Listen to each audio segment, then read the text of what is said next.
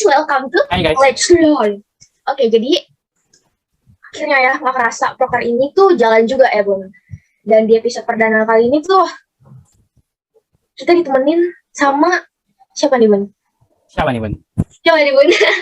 Oh iya, perkenalan MC dulu deh, perkenalan kita dulu. Oke, jadi kita tuh Kay Tio, aku Kay. Dan aku Tio. Jadi, oke, di sini di College Life ini nih kita bakal membahas tuh seputar dunia perkuliahan nih. Yang pastinya akan berguna nih untuk kita-kita yang masih SMA. Jadi kayak kita ada bayangin nih dunia perkuliahan tuh gimana sih? Yes, betul banget. Oke, jadi karena kita udah kenalan nih, dan di sini kita juga bersama narasumber kita. Ya, nih, yang almet kuning ini nih Bunda. Almet kuning nih, almet kuning. Saya sudah perkenalan aja langsung lah ya. Oke, silakan perkenalan. Oke, halo semuanya. Kay Taro dan Tio dan semua yang denger ini. Sebelumnya makasih udah diundang sini diajak main-main lagi ke SMA Budi Mulia. Perkenalkan yang belum kenal, nama gue Rio Kevin, gue alumni Budi Mulia tahun 2020. Sekarang gue mahasiswa jurusan Ilmu Hubungan Internasional di Universitas Indonesia. Mantep banget. Mantap. Langsung pertanyaan aja ya Bun. Cewek nih, I kurang tahu nih tentang SBM gitu-gitu. Maksudnya apa sih SBM PTN? Jadi kalau anak-anak SMA yang udah lulus mau masuk kuliah, khususnya PTN ya ini, ada beberapa jalur gitu, tergantung universitasnya juga sih, tapi yang dibuka sama pemerintah itu ada jalur undangan sama jalur ujian tertulis. Jadi kalau yang undangan itu SNMPTN, yang tertulis itu SBMPTN. Kalau dari universitas sendiri ada masing-masing, kalau di UI namanya SIMAK UI gitu. Jadi kurang lebih ada 3 jalur yang paling besar sih menurut gua, karena yang lain ada kayak masih banyak lagi, tapi kayak ya kotanya kecil-kecil, yang paling gede itu doang. Sekarang nggak tahu sih gua gimana, mungkin ada perubahan. Ya SIMAK UI susah ya? Susah sih. Gue nggak lulus masih mau emang susah. Iya, pada di situ kan banyak tuh ya yang mau belajar dari SIMAK UI gitu, tapi susah. Deg-degan jadi takut gitu ya. Oke, lanjut ya. Kepo nih. Menurut Koko nih, kesibukan apa sih yang berguna tuh yang dari SMA buat ke perkuliahan nanti itu? Sebenarnya menurut gue sih tergantung jurusannya masing-masing. Kayak tiap jurusan pasti beda-beda kebutuhannya, soft skill atau hard skill pasti beda-beda. Tapi kalau di jurusan gue sendiri, ilmu sosial, yang berasa itu mungkin di jurusan gue khususnya itu mata pelajaran sejarah sama bahasa Inggris itu penting banget. Terus juga kalau daily skill itu banyak-banyakin baca berita, harus update terhadap perkembangan politik dunia khususnya, karena gue ilmu hubungan internasional kan. Terus juga mungkin kalau kalian ikut OSIS bisa salah satu metode sih, pembelajaran di luar akademis yang lumayan membangun soft skill sih, kayak kepemimpinan, cara berbicara depan umum, bekerja dalam kelompok, dan lain sebagainya. Mungkin itu bakal berguna sih. Wah, sejarah Bun. Ayo sejarah remet mulu malah.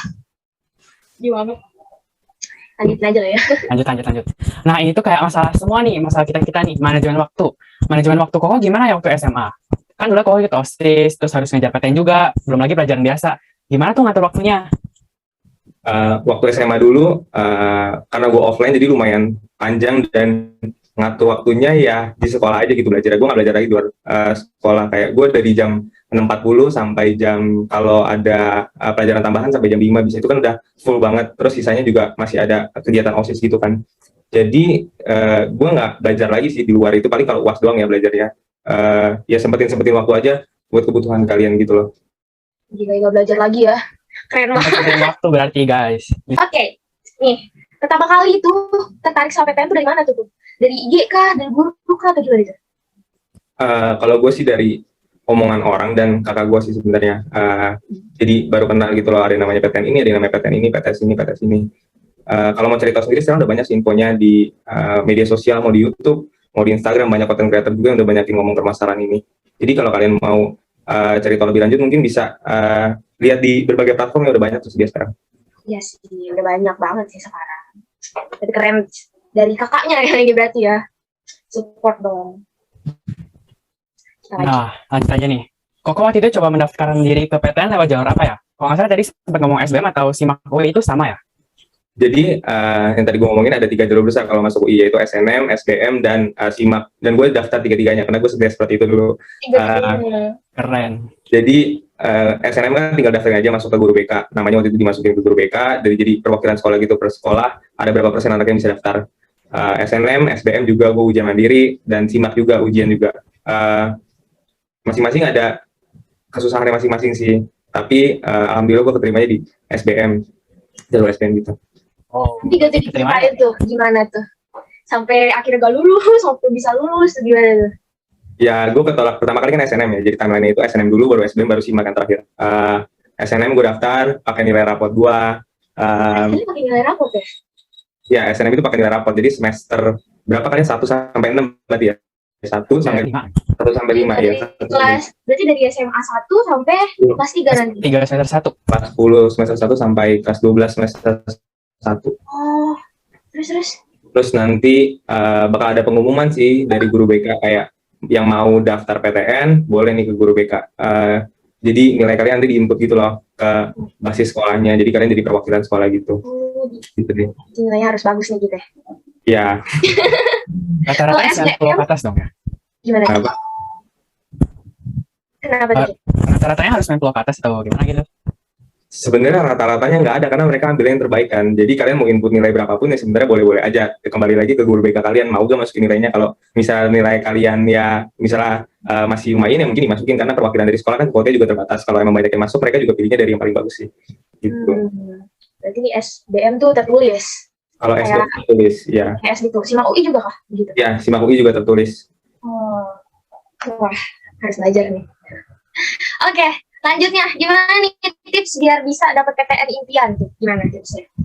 Mungkin bukan PTN impian ya, mungkin yang cocok ke kalian aja ya, sama jurusan yang kalian mau. Sebenarnya banyak caranya. Kayak kalian paling suka mata pelajaran apa? Sekarang juga udah banyak tes apa gitu, gue lupa namanya, tapi temen gue dulu juga banyak, bayar berapa gitu, tes soft skill, kayak kalian dites pengetahuan mana yang paling dominan di kalian gitu, yang cocok nanti buat dilanjutin atau dimatengin lagi di kuliahan. Banyak sih, kalian juga bisa merasa sendiri kira-kira kalian jurusannya yang cocok di mana, kalian suka mata pelajaran apa. Kalau mencari PTN yang cocok ke kalian ya banyak faktor juga, kayak mungkin dari jarak, dari biaya, dari kenalan mungkin. Jadi cocok-cocokin sendiri aja mungkin ya, sesuai kebutuhan masing-masing. Cocokin. Kebutuhan masing-masing guys. Jujur gitu ya, buat orang yang kayak belum tahu apa sih skill kita tuh pakai itu ya, yang kayak yang Koko bilang tadi itu. Iya, ada banyak sekarang kok tes skill gitu buat tahu kalian matangnya di mana gitu, kelebihan kalian orangnya gimana gitu. Wah mantep ya sekarang ya. Nanti kita harus coba Tio. Kita harus coba, iya, karena kita gak tahu nih skill kita apa ya. Oke, lanjut. Bisnis. Pernah stres atau burnout gak sih waktu ngejar PTN? Kalau ada, gimana ceritanya dan tips-tipsnya dong untuk mengatasinya? Kebetulan masa belajar gue buat ngejar PTN itu cukup singkat, gue sekitar 1 bulan sampai 2 bulan. Jujur itu udah sangat terlambat ya, jangan ditiru, karena gue sekali lagi beruntung karena TPA-nya nggak ada waktu itu, jadi gue cuma TPS, cuma ilmu dasar, jadi nggak butuh waktu panjang banget buat ajarinnya. Jadi belum burnout gitu-gitu, karena masih sebulan juga dan emang di rumah kan nggak ngapa-ngapain, jadi sekalian ngisi waktu ruang aja gitu. Tapi mungkin burnout itu lebih ke yang kejarnya mungkin dari awal sih, sampai ikut bimbel-bimbel gitu kan juga banyak. Belum burnout ya. Belum. Sebulan loh cuy, sebulan. Keren dingin. Udah keren banget itu sih. Sebulan coy. Kayak, aduh kita lanjut aja deh. Nih culture shocknya apa nih kok? Dari pelajaran nih, tiba-tiba jadi mahasiswa. Culture shocknya lumayan banyak, karena gua dari sekolah yang mayoritas Katolik swasta ke PTN negeri yang kita jadi minoritas di sana. Salah satu culture shocknya itu juga. Kemudian dari sisi mata pelajaran sendiri beda banget. Dosen itu nggak kayak guru, mereka tuh nggak peduli kalian mau belajar apa enggak, yang penting mereka ngajar. Jadi kemauan belajar harus dari kalian sendiri. Terus juga kalau di kelas mungkin kalian bisa main-main sama teman, kayak kerjasama, tapi kalau di sini kita kayak individu gitu, kerja kalau ada kerja bareng, tapi ya kita jalannya masing-masing gitu. Jadi ya harus peduli sama diri sendiri aja, semua berangkat dari kemauan diri sendiri gitu. Susah juga ya ternyata. Ya, berarti individu gitu nggak ada kerja kelompok gitu-gitu ya? Atau dikit kerja kelompoknya? Ada kerja kelompok lumayan banyak, tapi kerja kelompoknya nggak kayak kerja kelompok SMA gitu loh. Kayak ya kalau kalian nggak kerja ya udah nama kalian nggak ketulis gitu loh otomatis. Jadi ya kembali lagi ya harus dari kemauan diri sendiri, nggak bisa numpang doang atau gimana gitu. Keren ya Bun, di kuliah tuh begitu. Kalau di sini mah kerja nggak kerja tetap ada namanya kan. Mau sedih. Oke, lanjut aja nih ya. Yang aku tahu nih, Koko kan juga masuk OSIS kan waktu di Budi Mulia.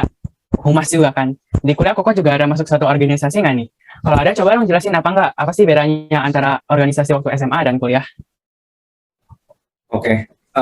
Di SMA ya, gue ikut OSIS di Humas tahun 18 sampai 19 sampai 20 gue lupa.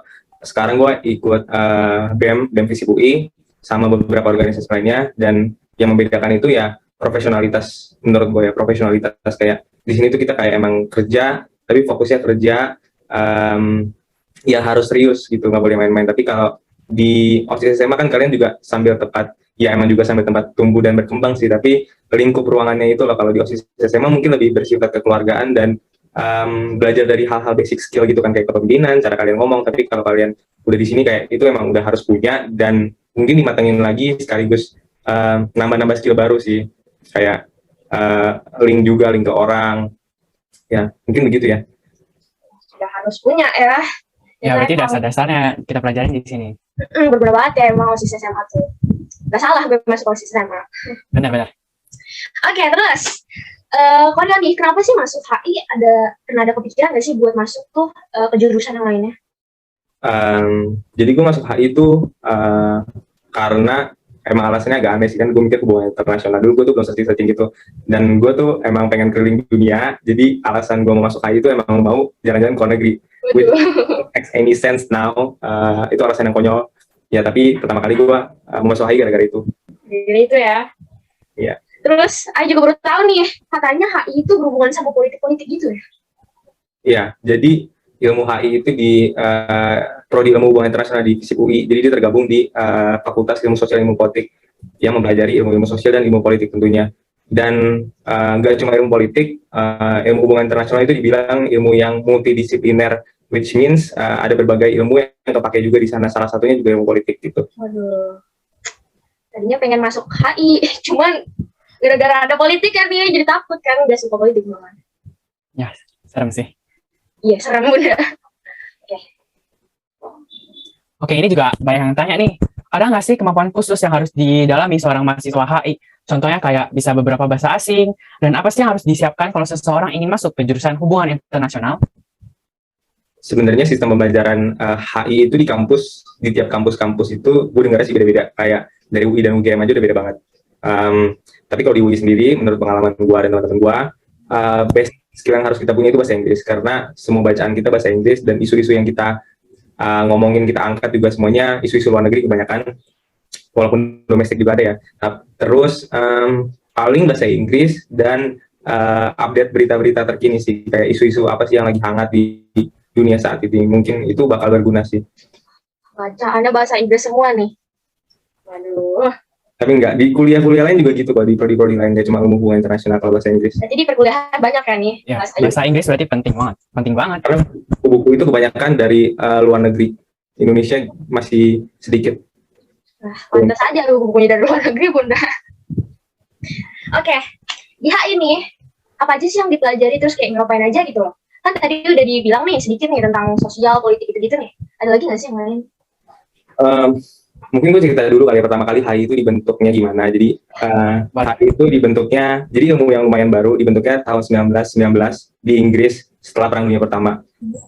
Jadi gara-gara Perang Dunia Pertama, human suffer a lot, manusia menderita gitu kan. Jadi manusia cari cara supaya nggak ada perang lagi. Nah, diciptakanlah ilmu hubungan internasional ini. Jadi pertama kali diciptakannya ilmu hubungan internasional itu bertujuan untuk mencari cara untuk mencegah terjadinya perang. Tapi semakin kesini kan perangnya udah semakin dikit.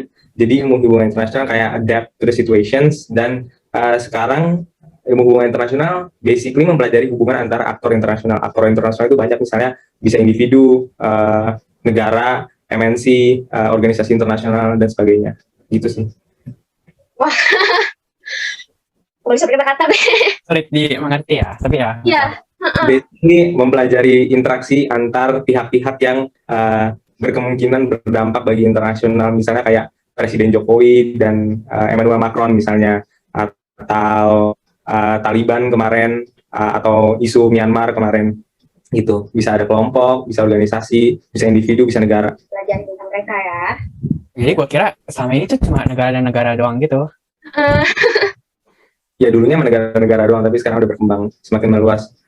Berkembang sampai individu-individu ya. Ya, sampai individu-individu. Oke. Lanjut. Kok ada rekomend buku nggak yang harus dipelajari atau dibaca nih untuk masuk ke jurusan hubungan internasional?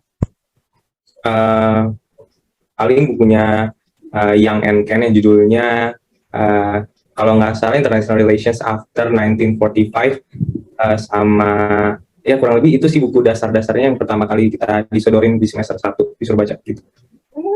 Julia gak tahu sih itu buku apa. Tapi boleh lah ya nanti diedit nih ya. Ya nanti editor tolong edit. Ya betul. Terus struggle nih pas udah di UI terutama di HI nih. Apa nih struggle-nya? Struggle-nya mungkin trying to keep up the pace karena orang-orang di sini juga bisa dibilang ya lumayan ambis. Mereka mau belajar tinggi, jadi kalau kalian nggak mau ngikutin ya kalian bakal tenggelam. Jadi you have to try to keep up the pace. Jadi kayak gitu. Ya sih, gak salah juga sih soalnya UI kan di Ya, wow, unit banget lain juga. Unit lain juga kan kayak masuknya udah susah gitu.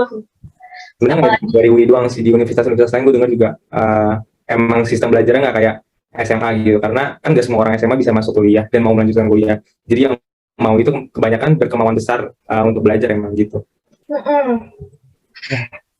Kita harus punya kemauan belajar yang besar nih kayak. Catat. Dari segi pertemanan dan lingkungan, di UI itu gimana sih kok pertemanan dan lingkungannya? Kalau di khususnya yang gue ngerasain di HIUI, karena HIUI itu jadi kuota HI itu tiap tahunnya dikit, kurang lebih cuma 60, kayak angkatan gue itu cuma 60. Jadi karena dikit dibandingkan jurusan lain, kita jadi intimate gitu loh. Kita jadi saling peduli terhadap satu sama lain, termasuk juga cutting juga. Jadi ya suportif sih, kayak kalian banyak terjadi fokus discussion group, jadi kayak banyak kelompok-kelompok peer discuss about pelajaran yang mungkin kurang dicerna atau diterima pas pelajaran gitu. Jadi suportif sih sejauh ini yang gue rasain. Saling membantu ya. Seru ya ternyata di perkuliahan juga. Oke, jadi sekarang kesibukannya berarti cuma kuliah sama organisasi kah? Atau ada yang lain? Iya, sejauh ini sih gitu. Tapi sebagai mahasiswa UI sendiri, menurut Koko secara personally, UI itu gimana sih kok? Kan selama ini kita sebagai pelajar ngerasa UI itu universitas yang wah banget gitu loh. Oke, jadi pertama kali gue juga gitu, gue mikir UI itu wah banget. Karena lulusan-lulusannya kan, gue lihat kayak kebanyakan artis atau orang-orang penting lah sekarang. Tapi sebenarnya UI itu sewah itu menjadi menarik dan kelihatan bagus tuh menurut gue karena fasilitasnya sih. Fasilitas UI itu lengkap banget. Kalau ini kan gue online ya, belum ngerasain, jadi selama ini ya masih ya ala kadarnya aja. Tapi maksudnya sama kayak universitas lainnya, tapi kalau di offline katanya emang fasilitas itu lengkap banget, perpustakaan itu gede banget. Terus juga UI itu punya link ke orang-orang yang penting, kayak kemarin bisa, kalau nggak salah gue di UI itu ada undang Duta Besar Amerika Serikat, sama kemarin juga ada seminar bareng Pak Erlangga Hartarto. Jadi link-link ke orang-orang besarnya itu banyak, dan itu sih yang menjadi buah dan harusnya digunain oleh mahasiswa-mahasiswa di UI gitu. Mantep banget ya, perpusnya katanya gede nih. Wah, kayaknya tujuan Ayu pengen masuk UI gara-gara perpusan. Mana tahu kan. Di situ banyak sih. Keren ya. Tapi kayaknya kalau pokoknya bilang keren berarti emang keren nih. Nah, terus nih, searching aja ntar gue nanti. Terus nih Ego, setelah lulus tuh mau ngapain sih? Boleh kali di-spill, mana tahu kan bisa jadi inspirasi kita nih yang nonton. Sebenarnya untuk lulus sampai sekarang gue juga masih bingung. Lulusan UI itu diverse banget, kita bisa kerja di mana aja. Kita bisa bekerja di korporasi, misalnya kayak Shopee, Tokopedia gitu. Bisa bekerja di kementerian, Kemenlu, kementerian semuanya hampir bisa sih. Terus juga diverse sih banyak, salah satu lulusan HIUI bahkan Aderai sekarang jadi binaragawan, jadi diverse banget HIUI itu. Jujur gue belum sepikir sampai situ, masih bingung juga, tapi kan gue masih jauh ya. Tapi sejauh ini gue mikir ke depannya paling untuk semester selanjutnya mau exchange ke luar negeri lewat ISMA sama buat magang sih gitu. Wah, exchange coy, exchange student bukan? Iya, ada pertukaran pelajar. Pertukaran. Ih, I pengen banget tahu itu ngikutin. Tapi apa ya? Waktu itu pas mau daftar tuh ya, kayak dia tuh range dari 2006. Sedangkan aku 2007 kan, sedih banget. Nih, exchange-nya tuh mau kemana gitu kok? Nah itu belum. Nah kalau sebenarnya pengen berandai-andai sih jauh ya kayak ke Amerika, karena kating-kating gue juga banyak yang udah ke Amerika, Kanada, Eropa. Pengennya sih ke situ. Gitu. Oh, pengennya Amerika ya. Tapi sekarang one word to describe Universitas Indonesia. Universitas Indonesia itu problematik menurut gue karena gue mahasiswa fisip kan. Ya banyak maju mundurnya di UI, tapi overall ya it's a good place to learn something gitu. Oke, sekarang one word to describe HI. Ya. Susah ya, karena HI itu gimana ya, karena kita jadi mahasiswa juga capek, banyak ngeluhnya, karena HI itu banyak tugasnya, tapi satu sisi juga ya grateful udah masuk HI juga, jadi agak bingung sih gua. Dilematis. Seneng gak tuh pas masuk HI? Pas tahu nih, lu apa? Yang keterima ya? Ya. Keterima UI ini maksudnya, kan? Senang lumayan, karena itu pilihan pertama gua kan HI UI gitu. Lumayan ya, lumayan. Oke, kita lanjut lagi. Oh, gue mau nanya nih. Berarti ada plan kedua ya kalau misalnya nggak keterima UI itu UIHI gimana tuh? Jadi kalian mau daftar SNM sama SBM itu ada 2 pilihan atau 3 pilihan gitu. Jadi kalian bisa masukin jurusan A di Universitas A, atau jurusan B di Universitas B, atau jurusan C di Universitas C. Jadi gitu. Oh, berarti kita ada pilihan. Berapa tuh? Ada 3 ya pilihan. pilihannya? 2 atau 3 lupa gue. 3 buat kita milih ya. Ya. Keren. Terakhir, coba nih kok kasih quote untuk adik-adik SMA yang mau masuk jurusan HI maupun berjuang untuk PTN. Ya kalau bisa dicicil-cicil dari dulu, karena lebih baik dicicil-cicil dulu kan, biar matang dan confidence gitu nanti. Jadi nggak ketar-ketir kayak gue dulu ketar-ketir sampai bahkan gue ada cadangan juga di PTS gitu. Saking takutnya gue nggak keterima. Jadi kalau bisa dicicil-cicil dari dulu lebih baik, karena kan gue sibuk, gue udah open house juga, namanya Visip Go, di situ juga banyak bahkan anak-anak SMA mau cari tahu tentang UI dan jurusan mereka itu udah banyak. Jadi ya saingan kalian lumayan lah. Jadi kalau bisa dicicil sedini mungkin. Cicil ya. Wah. Terus nih ya, apa aja sih yang harus disiapin gitu loh, biar buat nanti terus kayak backupnya tuh gimana gitu-gitu loh. Disiapin apa nih buat mau belajar mas? Gitu. Buat kayak PTN atau semacamnya gitu. Kayaknya paling maksudnya paling basic, kalian dengerin guru kalian di kelas aja, itu materinya kan dari situ ya. Jadi dengerin, jangan tidur di kelas lah gitu. Terasa banget Bunda, pertanyaannya udah selesai nih. Terima kasih buat Korio yang udah mau menjawab pertanyaan-pertanyaan kita. Aduh, jawabannya sangat-sangat membantu deh. Iya nih, makasih banget loh buat pertanyaannya. Gue jadi tahu nih beberapa tentang perkuliahan. Terima kasih juga untuk OSIS sama Budi Mulia khususnya yang undang-undang gue kesini. Kita pamit. Aku Kay. Dan aku Tio, izin pamit ya dari College Life kali ini. Dan jangan lupa nih buat like, comment, and subscribe ya. Waduh, subscribe aja susah banget ya ngomongnya. Oh ya, untuk kalian yang masih kepo-kepo tentang dunia perkuliahan, boleh banget ya drop di kolom komentar buat episode selanjutnya nih. Mana tahu pertanyaan kalian bisa diangkat nih ya. Oke, jadi see you guys on next video. Bye-bye. Bye.